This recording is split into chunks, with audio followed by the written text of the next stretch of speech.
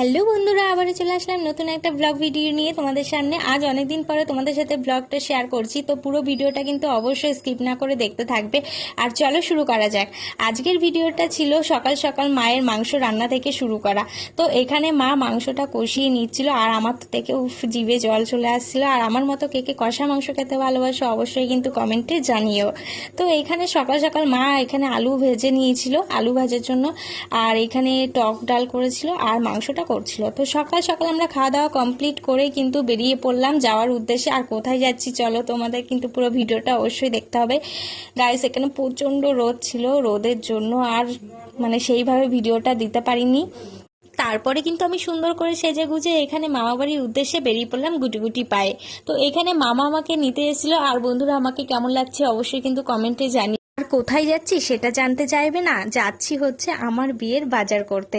তো লাস্টে আমি বলেই দিলাম যে হ্যাঁ, আমার বিয়ের বাজার করতে। আর আমার বিয়ের ডেটটা আমি তোমাদেরকে ঠিক জানিয়ে দেবো নেক্সট ভিডিওতে। তো আজকে এরকম আমরা একটু পোস্ট দিতে দিতে চলে যাচ্ছি রোদের মধ্যে। অবশেষে পৌঁছালাম কান্তাতে, দুর্গাপুর কান্তা ক্লথে। তো এইখান থেকেই আমি বিয়ের বেনারসি সব কিছুই নেব। বাকি যেই জিনিসগুলো আছে সেই জিনিসগুলো এখান থেকেই নেবো। তো এসে দেখি প্রচণ্ড পরিমাণে ভিড় ছিল, আজকে সানডে প্রচণ্ড ভিড় ছিল। তো এই শাড়িটা আমাকে সবাই বলছে যে এই শাড়িটাই নেই, এই শাড়িটাই সিলেক্ট করেছে। তো গাইস, তোমরা কিন্তু অবশ্যই আমাকে কমেন্টে জানাবে যে এই শাড়িটা কেমন হয়েছে।